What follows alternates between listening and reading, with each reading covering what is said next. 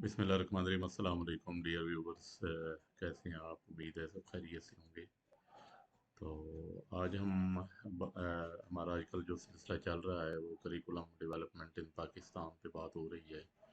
तो आज हम बात करेंगे, बड़ा इम्पोर्टेंट इशू है कि पाकिस्तान में जब करिकुलम डेवलप होता है तो what are the problem we faced as a team when we develop curriculum in Pakistan. तो उसमें सबसे पहले जो है वो problems in curriculum development in Pakistan.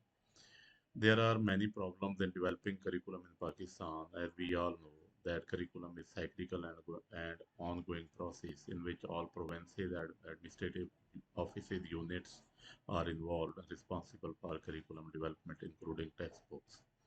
In theoretical context, it may be true and assumed that Provincial Bureau of Curriculum and other aligned authorities follow scientific method, but on ground reality things are different as there are certain gaps and weaknesses found at different levels which need to be recognized and fulfilled. Very simple कि पाकिस्तान में curriculum जब हम develop करते हैं तो उसके लिए बहुत सारे प्रॉब्लम होते हैं, क्योंकि हम पीछे ये बात पढ़ चुके हैं कि करिकुलम एज ए होल एक साइक्लिकल और ऑनगोइंग प्रोसेस है। ये कहीं पे स्टैगनेट नहीं होता, स्टॉप नहीं होता। हमें वक्त के साथ साथ चीज़ें जो हैं उनको चेंज करना पड़ता है। तो इसमें तमाम प्रोवेंसेस और जितने भी एडमिनिस्ट्रेटिव ऑफिसेज हैं वो सारे इन्वॉल्व होते हैं और इसको डेवलप करते हैं। तो थ्योरेटिकल कॉन्टेक्स्ट में अगर हम देखें तो ये बात ठीक है कि Provence bureau of curriculum and other aligned authorities follow scientific method, कि ये साइंटिफिकली चीज़ों को साइक्लिकल प्रोसेस के ज़रिए चीज़ों को जो है वो करते हैं। थ्योरी में ये बात ठीक है, particularly in Pakistan, but on ground reality things are different. अगर हम हकीकत में देखें और ज़मीनी हकायक को मद्देनज़र रखते हुए अगर हम बात करें तो चीज़ें जो हैं वो इंटायरली डिफरेंट है। हमारे इस सिस्टम के अंदर बहुत सारे गैप्स हैं, बहुत सारी वीकनेसेस हैं, जिन गैप्स को हमें हमेशा के लिए फुलफिल करना पड़ता है। तो इन शॉर्ट हम ये कह सकते हैं कि there are many problems while developing curriculum in Pakistan. In theoretical context, things are very fine because on paper things are very good. But when we come onto the ground reality, things are very different, entirely different. There are many gaps, many weaknesses in the process of curriculum development. Following are the major problems. तो कुछ problems जो हैं वो मुख्तलिफ जगहों से मैंने sort out किए हैं कि कौन कौन से प्रॉब्लम्स हैं। Following are the major problems: understaffing, number two lack of expertise, number three lack of mechanism, number four lack of research, number 5 inadequate participation of stakeholders gathering, and number 6 gathering relevant required material. First of all, we would discuss understaffing. हमारी अंडरस्टाफिंग में हम ये कह सकते हैं कि it is acknowledge that curriculum organisation directorates and bureau are not well staffed as per the capacity of the task allocated, कि हमारे जितने भी इदारे हैं जो इन्वॉल्व हैं, डायरेक्टरेट और bureau of curriculum, directorate of curriculum, national curriculum wing, from top to bottom, federal से प्रोविंशियल लेवल तक जितने भी इदारे हैं वो सारे अंडर स्टाफ्ड हैं। क्यों अंडर स्टाफ्ड हैं? बिकॉज उनमें कोई वेल इक्विप्ड स्टाफ की कमी है, और जितना उनको टास्क दिया जाता है उनके अंदर ये कैपेसिटी नहीं है कि उस टास्क को फुलफिल करें। और ये कोई आज का मसला नहीं है। This is when Pakistan came into the being, या जैसे सारे इदारे बने हैं उस वक्त से ये इशू चलते आ रहे हैं कि हमारे हमारे ऑफिस में trend, well skilled, proficient workers की बहुत ज़्यादा कमी होती है। Number two है lack of expertise in these technical organization. The abilities of the staff are not met with the professional requirement of curriculum development. हमारे पास टेक्निकल एक्सपर्ट्स की बहुत ज़्यादा कमी है। क्यों कमी है?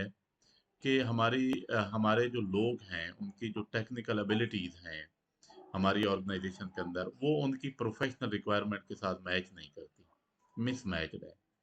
मतलब वो कहते हैं ना कि right man for the right job, वो वाला फार्मूला नहीं है हमारे पास।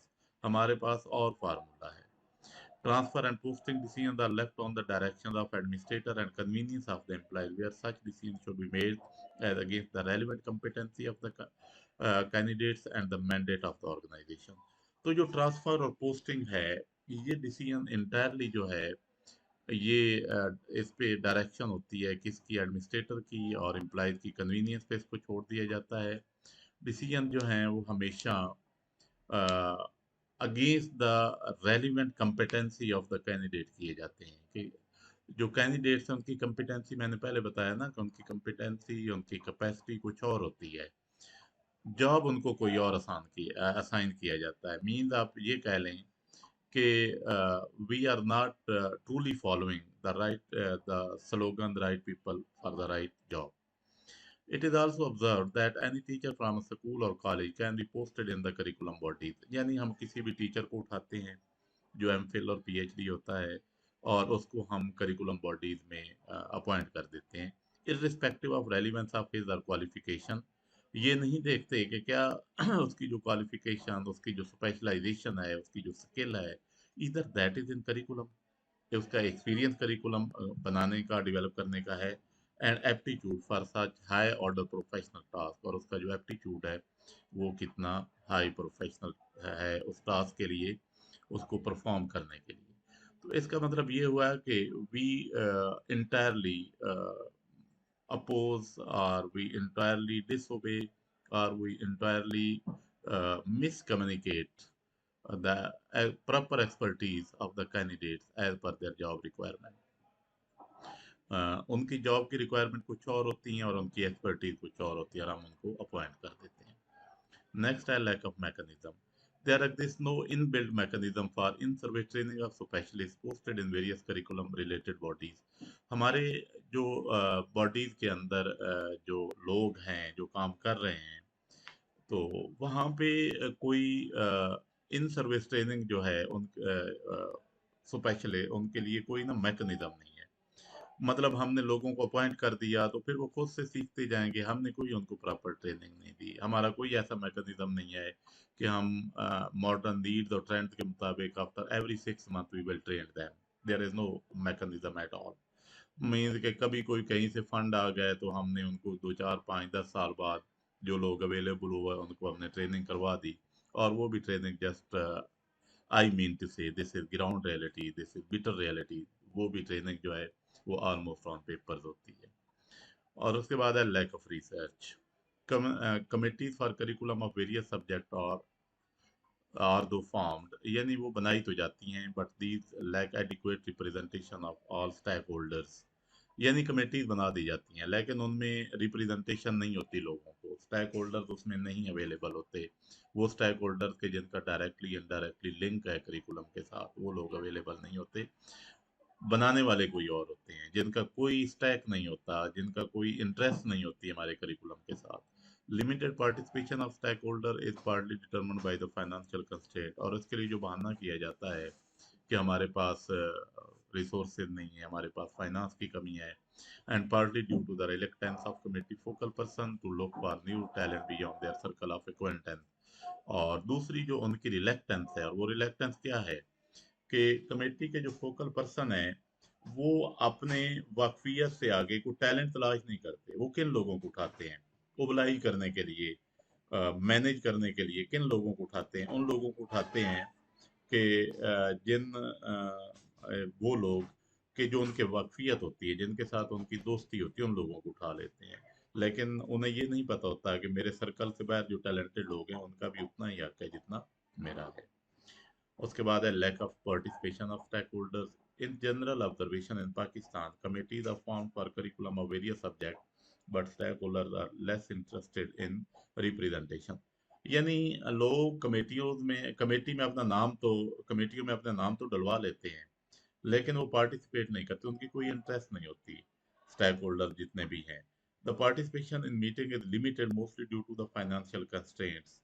और ये अगेन वही बात के वो कहते हैं जी हमारे पास तो पैसे ही नहीं है जाने के लिए, हम क्यों जेब से खर्चा करें, तो हमारे पास इतने पैसे ही नहीं है कि हम जाके कमेटियों में शिरकत करें और वहाँ पे रेजिडेंस का बंदोबस्त करें। डिफरेंट किस्म की उनके जो हीले बहाने होते हैं उनको वो फॉलो करते हैं।